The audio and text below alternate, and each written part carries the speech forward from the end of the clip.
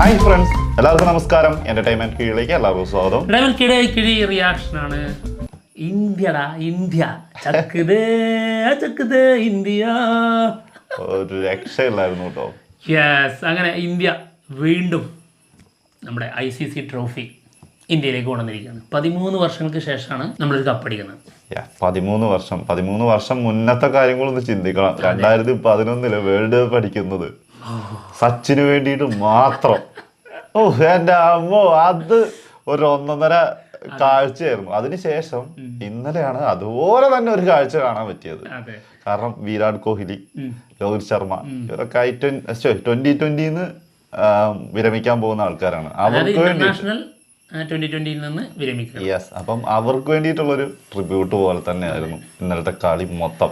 നമ്മൾ 2011 വന്നു കഴിഞ്ഞാൽ അന്ന്, അതായത് ഫ്ലാഷ് ബാക്ക് വെച്ചിട്ട് നമുക്ക് തുടങ്ങണം. പിന്നെന്താ, അന്ന് കപ്പടിച്ചപ്പോഴേ ഞാൻ നമ്മുടെ റോഡിലൂടെ, അതായത് മെയിൻ റോഡിലൂടെ കൊടിയും പൊക്കിയിട്ട് ഒരു ഓട്ടം ഉണ്ടായിരുന്നു. അത് ഞാൻ മറക്കൂല. അന്നത്തെ ആ ഒരു ആവേശം ഉണ്ടല്ലോ, അത് ഭീകരമായിരുന്നു. അതിനുശേഷം എന്താ, ഇന്നലെ കപ്പടിച്ചു. ആദ്യമായിട്ടാണ് ഞാൻ ഐസായിട്ടിരുന്ന്. അതിന് ശേഷം കേട്ടോ ക്രിക്കറ്റിനോടും അത്ര വലിയൊരു കമ്മിറ്റ്മെൻ്റ് ഒന്നും ഇപ്പോൾ വെക്കാറില്ല. ജയിക്കുകയാണെങ്കിൽ ജയിക്കട്ടെ, അങ്ങനെ ഒരു ചിന്തയാണ്. അതൊരു സത്യം കേട്ടോ. പിന്നെ ചില സമയങ്ങളിൽ റിസൾട്ട് മാത്രം നോക്കുന്ന സമയങ്ങളുണ്ട്. എന്നാൽ ഇന്നലെ കളി ലാസ്റ്റിലേക്ക് എത്തിക്കഴിഞ്ഞപ്പോൾ, കൈവിട്ട കളി തിരിച്ചെടുത്തപ്പോൾ കിട്ടിയൊരു ഗൂസ്ബം ഫീലുണ്ട്. ഒരു പ്രതീക്ഷിച്ച്, അതായത് കയ്യിൽ നിന്ന് പോയി ഇനി രക്ഷയില്ല എന്ന് വിചാരിച്ചു നിൽക്കുന്നിടത്ത് ഒരു തിരിച്ചുവരവ് എന്നൊക്കെ പറഞ്ഞാൽ അതാണ് കേട്ടോ. ശരിക്കും അതും 2020 ബൗളിംഗ് വെച്ചിട്ട്, അതും ബോളിനൊപ്പം ആകെ 4 വിക്കറ്റേ പോയിട്ടുള്ളൂ. ആ സമയത്താണ് ഒരു ഗംഭീര തിരിച്ചുവരവ്, ഒട്ടും പ്രതീക്ഷിക്കാതെ. അത് ബുംറ ശരിക്കും പറഞ്ഞു കഴിഞ്ഞാൽ നമുക്ക് കൈവിട്ടു എന്ന് തോന്നിയ നിമിഷം എപ്പോഴായിരുന്നു അറിയോ? കുൽദീപിൻ്റെയും അക്സർ പട്ടേലിൻ്റെയും ആ ഒരു 2 ഓവർ സ്പിന്നർമാരെ എടുത്തിട്ട് പെരുക്കുമായിരുന്നു. ഒരു രക്ഷയില്ല, കയ്യിന്ന് പോയല്ലോ ഇവരെന്തീ കാണിക്കുന്നതെന്ന് വിചാരിച്ചോണ്ടിരിക്കുക. അത് കാൾസന്റെ അടി എന്താണ്, തോണ്ടി ഇങ്ങനെ വെറുതെ ഇങ്ങനെ അടിക്കുന്നത് മൊത്തം 6. അതും ഒരു പേസ് ബൗളറെ ആ ഒരു കളി കളിക്കുകയാണെങ്കിൽ നമുക്ക് അംഗീകരിക്കാൻ പറ്റും. ബോളിന്റെ സ്പീഡും ബാറ്റ് വീശുന്നതിന്റെ പവറും എല്ലാം കൂടി ബോൾ പോവും. ഇത് ചത്ത ബോള് വരുന്നിടത്ത് സിമ്പിളായിട്ട് തൂക്കിയെടുത്തിട്ട് 6. സിമ്പിളായിട്ട് നമുക്കറിയാം ബാറ്റിൽ കൊണ്ടോ എന്തൊരു പവറാണ് ചങ്ങായിന്റെ ബാറ്റിങ്. ശരിക്കും നമ്മൾ ആ സമയത്ത്, ആ നിമിഷത്തിൽ നമ്മൾ വേൾഡ് കപ്പ് സൗത്ത് ആഫ്രിക്ക ആദ്യമായിട്ട്, ഞാൻ ആ സമയത്തെ ഒന്ന് ആശ്വസിച്ചു. എന്താണെന്നറിയോ, ഇതുവരെ നിർഭാഗ്യം കൊണ്ട് ഒരു കപ്പ് എടുക്കാൻ പറ്റാത്ത, വേൾഡ് കപ്പ് എടുക്കാൻ പറ്റാത്ത ആൾക്കാരാണ് സൗത്ത് ആഫ്രിക്ക. അപ്പോൾ അടിക്കട്ടെ, പക്ഷേ ഇന്ത്യനെ തോൽപ്പിച്ചാണല്ലോ എന്നുള്ളത് വിഷമം അപ്പുറത്ത് നിൽക്കുന്നുണ്ട്. പക്ഷേ ആ ഒരു മനസ്സമാധാനത്തിന് ഞാൻ കൊണ്ടുവന്ന ആ ഒരു സംഭവം ഉണ്ടല്ലോ, അത് വെച്ച് പോകുമ്പോഴും ഹാർദിക് പാണ്ഡ്യൻ്റെ സ്പെല്ല് വന്നു, കാൾസൺ എടുത്തു. അവിടുന്ന് ചെറിയൊരു പ്രതീക്ഷ. പിന്നെ അപ്പോഴും ഒരു ഏറ്റവും വലിയ പ്രതീക്ഷ എന്താ അറിയോ, ക്യാപ്റ്റൻ രോഹിത് ശർമ്മ. അതൊരു സത്യം കേട്ടോ. ആൾക്ക് ഭയങ്കരമായ കഴിവാണ്. നമ്മൾ IPL, അതായത് മുംബൈ ഇന്ത്യൻസിന് വേണ്ടിയിട്ടൊക്കെ നമ്മൾ കണ്ടതാണ്. അത് കുറഞ്ഞ ഈ ചെറിയ സ്കോറിന് പോലും ഡിഫെൻഡ് ചെയ്ത് ആളെന്ത് ചെയ്യും, ജയിപ്പിച്ചെടുക്കും. നമുക്ക് അറിയാവുന്ന കാര്യമാണ്. അപ്പോൾ അതിലൊരു പ്രതീക്ഷ ഉണ്ടായിരുന്നു. പിന്നെ അതിനേക്കാൾ അപ്പുറത്തേക്ക് മറ്റൊന്നുണ്ട്, അതായത് സൗത്ത് ആഫ്രിക്കയാണല്ലോ, ഇവരെ എപ്പോഴും നിർഭാഗ്യം എപ്പോഴും പിന്തുടരാറുണ്ട്. അപ്പോൾ ആ ഒരു കാരണം കൊണ്ട് ഇനി വല്ല അത്ഭുതം സംഭവിച്ചാലോ എന്നുള്ള രീതിയിൽ ഇരിക്കുകയായിരുന്നു. പക്ഷെ അത്ഭുതം തന്നെയാണ് സംഭവിച്ചത്. സത്യം. ബുംറന്റെ ആ വിക്കറ്റ് എടുത്ത് കാൾസൺ പോയതിനു ശേഷം അടുത്ത വന്ന ബാറ്റ്സ്മാനെ നമ്മുടെ ബുംറ എടുത്തു. അപ്പോൾ അപ്പോഴും മില്ലർ ആ നോൺ സ്ട്രൈക്കിംഗ് എൻഡിൽ ഇങ്ങനെ അവിടെ നിൽക്കുന്നിടത്തോളം കാലം ഉറപ്പിച്ച് അത് ഒരു രക്ഷയില്ല, അത് പോയി കളി പിന്നെ കയ്യിൽ നിന്ന് പോവുള്ളൂ. ആ സമയത്ത് ബോളും റണ്ണും ഒരേപോലെയാണ്. അതെ, അതും അത്രയും വിക്കറ്റും. എത്ര 20, 21 ബോൾ 22 അങ്ങനെ എത്രയും കണ്ടായിരുന്നു തോന്നുന്നു. അതെ, അതായത് ബുംറ എറിയുന്ന സമയത്ത് ലാസ്റ്റ് 5 ഓവർ ബാക്കി നിൽക്കുന്ന സമയത്താണ് വരുന്നത്. വീണ്ടും അതൊന്ന് ടൈറ്റാക്കി, അതിലൊരു വിക്കറ്റും. ശേഷം അർഷ്ദീപ് വന്നു, ആളും അടിപൊളിയായിട്ട് ബോൾ ചെയ്തു. പിന്നെ നമ്മുടെ ഹാർദിക് പാണ്ഡ്യ, അമ്പോ കൊടൂരം എന്ന് പറഞ്ഞാൽ കൊടൂരം. പാണ്ഡ്യ ഒരു രക്ഷയില്ലായിരുന്നു കേട്ടോ. പിന്നെ ഈ എടുത്തു പറയണം, അതായത് മില്ലറിന്റെ വിക്കറ്റ്, അതെ, സൂര്യകുമാർ യാദവ് എടുത്ത ക്യാച്ച്, ശരിക്കും കപ്പ് പുറത്തേക്ക് പോയത് തട്ടിയിട്ട് എടുത്തതുപോലെ അത് കൊട്ടുപൂരം. അത് ആ ടൈമിൽ ഇതൊക്കെ ചിന്ത വരണല്ലോ, അതാണ് ആലോചിക്കണത്. അതായത് അല്ലെ, മെമ്മറിയിൽ ഈ സാധനം വേണല്ലോ. അതായത് സൂപ്പറായിട്ട് ആളാ ക്യാച്ച് ചെയ്തത്. അത് ഇട്ടു, അത് കഴിഞ്ഞിട്ട് അതിന് ശേഷം വന്ന് എടുക്കുന്നതും അതൊരു ഗംഭീര, അതാണ് ലൈനിൽ ചവിട്ടാതെ കൺട്രോൾ ചെയ്തതൊക്കെ ഗംഭീര ക്യാച്ച്. അപ്പോഴാണ് ആശ്വാസമായത്.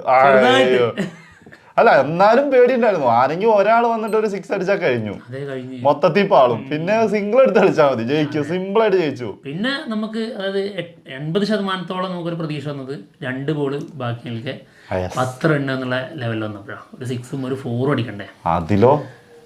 അതിലൊരു ബോൾ വന്നിട്ട് ഒരു വൈഡും കൂടെ പറഞ്ഞു. അപ്പൊ 9 റണ്ണായി. അത് 2 ബോളിൽ 9ആയി.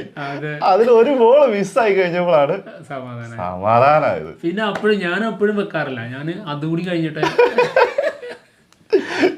അങ്ങനെ അതിലും ലാസ്റ്റ് ബോളിലും 1 റണ്ണ് മാത്രം വിട്ടുകൊടുത്ത് നമ്മളെ 7 റൺസിന് ജയിപ്പിച്ചു.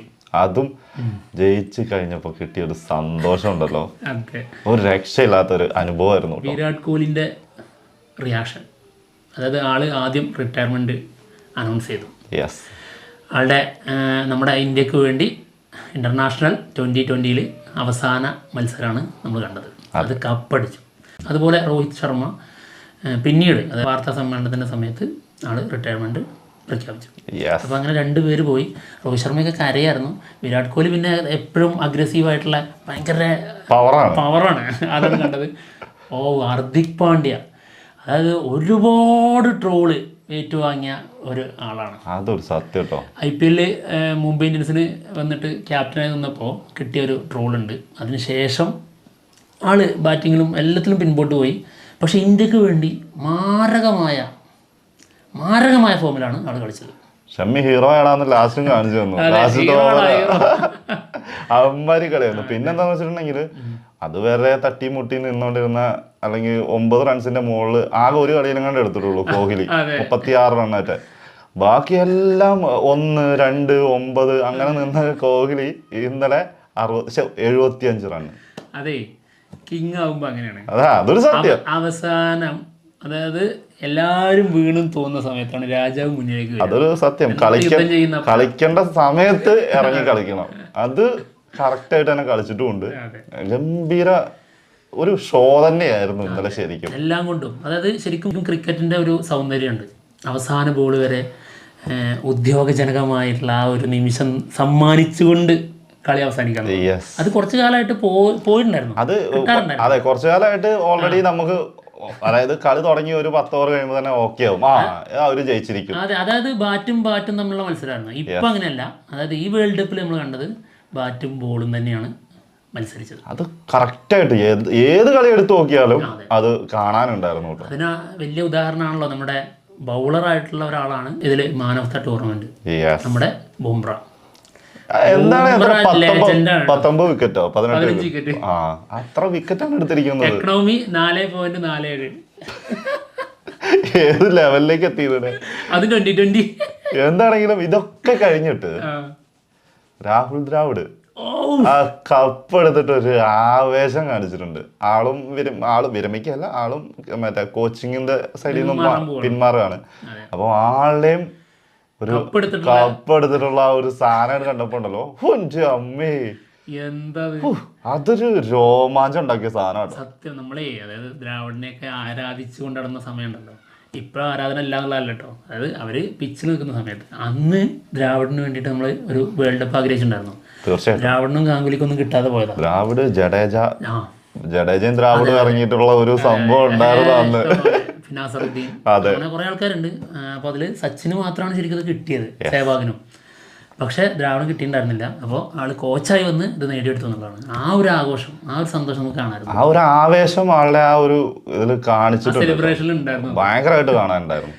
എന്താണെങ്കിലും ആ സന്തോഷത്തോടെ തന്നെ ആഹ്ലാദിപ്പിൻ ഞങ്ങൾ എന്തായാലും പോവാണ്. മറ്റുള്ള വിശേഷങ്ങളുമായിട്ട് ഉടനെ തന്നെ വരാം. ബൈ. നമ്മുടെ മലയാളി സഞ്ജു സാംസനെ മറക്കാൻ പാടില്ല. അതായത് ഒരു മലയാളി സാന്നിധ്യം വേൾഡ് കപ്പിൽ നമ്മൾ എപ്പോഴും കപ്പെടുത്തിട്ടുണ്ടോ മുഖ്യമാണ്. കപ്പ് എടുക്കുമ്പോ മുഖ്യം. 83 നമുക്കൊരു മലയാളി ഉണ്ടായിരുന്നു. 2006 2007 നമുക്കൊരു മലയാളി ഉണ്ടായിരുന്നു. പിന്നെ അതാ 2024 പിന്നെ അല്ല. അപ്പോൾ ബൈ.